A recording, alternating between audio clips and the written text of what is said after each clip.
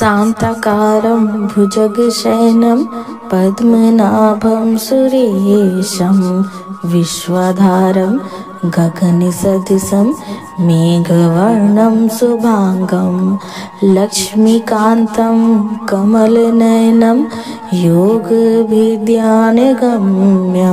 वन्दे विष्णु भवभयहरं सर्वलोकैकनाथम्। ओम नमो भगवते वासुदेवाय। भक्तों, जय श्री कृष्णा। आइए श्रवण करते हैं भागवत माँ की अजा एकादशी व्रत की कथा। युधिष्ठिर ने पूछा, जनार्दन, अब मैं यह सुनना चाहता हूँ कि भाद्रपद मास के कृष्ण पक्ष में कौन सी एकादशी आती है, कृपया बताइए। भगवान श्री कृष्ण बोले, राजन, एकाग्रचित्त होकर सुनो। भाद्रपद मास के कृष्ण पक्ष की एकादशी का नाम अजा है। यह सब पापों का नाश करने वाली बताई गई है। जो भगवान ऋषिकेश का पूजन करके इसका व्रत करता है, उसके सारे पाप नष्ट हो जाते हैं। पूर्व काल में हरिश्चंद्र नामक एक विख्यात चक्रवर्ती राजा थे, जो समस्त भूमंडल के स्वामी तथा सत्य प्रतिज्ञ थे। एक समय किसी कर्म का फल भोग प्राप्त होने पर उन्हें राज्य से भ्रष्ट होना पड़ा। राजा ने अपनी पत्नी और पुत्र को बेचा, फिर अपने को भी बेच दिया। पुण्यात्मा होते हुए भी उन्हें चांडाल की दासता करनी पड़ी। वे मुर्दों का कफन लिया करते थे। इतने पर भी नृपश्रेष्ठ हरिश्चंद्र सत्य से विचलित नहीं हुए। इस प्रकार चांडाल की दास्ता करते हुए उन अनेक वर्ष व्यतीत हो गए। इससे राजा को बड़ी चिंता हुई। वे अत्यंत दुखी होकर सोचने लगे, क्या करूं, कहाँ जाऊं, कैसे मेरा उद्धार होगा। इस प्रकार चिंता करते करते वे शोक के समुद्र में डूब गए। राजा को आतुर जानकर कोई मुनि उनके पास आए। वे महर्षि गौतम थे। श्रेष्ठ ब्राह्मणों को आया देख नृपश्रेष्ठ ने उनके चरणों में प्रणाम किया और दोनों हाथ जोड़कर गौतम ऋषि के सामने खड़े होकर अपना सारा दुखमय समाचार कह सुनाया। राजा की बात सुनकर गौतम ऋषि ने कहा, राजन, भादव के कृष्ण पक्ष की अत्यंत कल्याणमयी अजा नाम की एकादशी आ रही है, जो पुण्य को प्रदान करने वाली है। इसका व्रत करो, इससे पापों का अंत होगा। तुम्हारे भाग्य से आज के 7वें दिन एकादशी है। उस दिन उपवास करके रात में जागरण करना। ऐसा कहकर महर्षि गौतम अंतर ध्यान हो गए। मुनि की बात सुनकर राजा हरिश्चंद्र ने उस उत्तम व्रत का अनुष्ठान किया। उस व्रत के प्रभाव से राजा सारे दुखों से पार हो गए। उन्हें पत्नी का सन्निधान और पुत्र का जीवन भी मिला। आकाश में धुंधियां बज उठी। देवलोक से फूलों की वर्षा होने लगी। एकादशी के प्रभाव से राजा ने अकंटक राज्य प्राप्त किया और अंत में पूजन तथा परिजनों के साथ स्वर्गलोक को प्राप्त हो गए। राजा युधिष्ठिर, जो मनुष्य इसका व्रत करता है, वे सब पापों से मुक्त हो स्वर्गलोक में जाते हैं।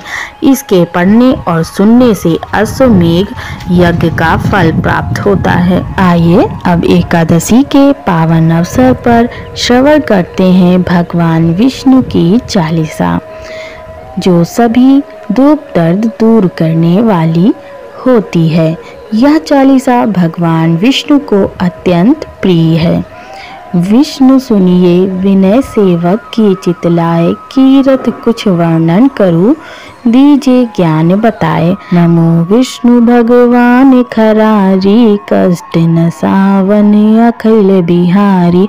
प्रबल जगत में शक्ति तुम्हारी, त्रिभुवन फैल रही उजियारी।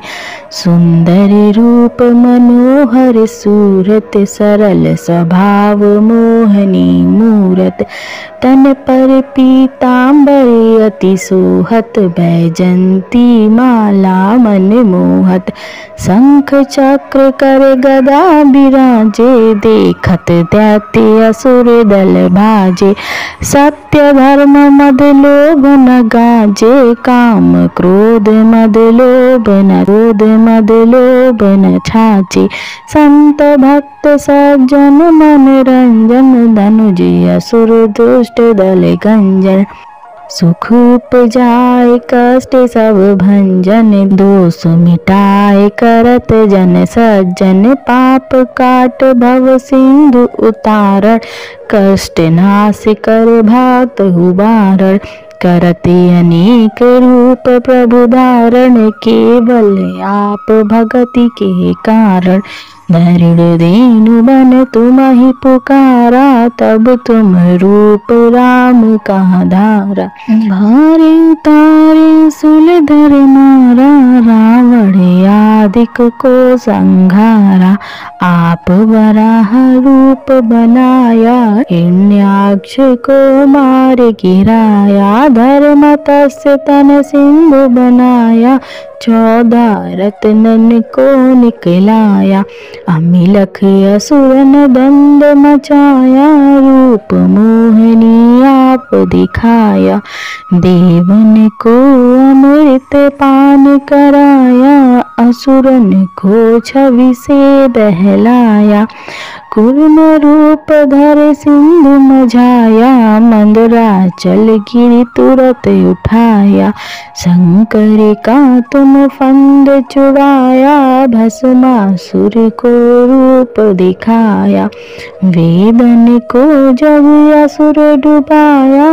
कर प्रबंध उन्हें ढूंढवाया, मोहित बन कर खला ही मचाया, उसही कर से भस्म कराया, असुर जलंधर अति बलदाई, शंकर से उनकी ही लड़ाई, हार पार शिव सकल बनाई, कीन सती से खल खल जाई, सुमिरन कीन तुम्हें शिव रानी, बतलाई सब विपत कहानी, तब तुम बने मुनीश्वर ज्ञानी, वृंदा की सब सुरति भुलानी, देखत 3 धनुज सैतानी, वृंदा आए तुम्हें लपटानी, हो इस पर धर्म क्षति मानी, हना असुर और शिव शैतानी, तुमने ध्रुव प्रहलाद उबारे,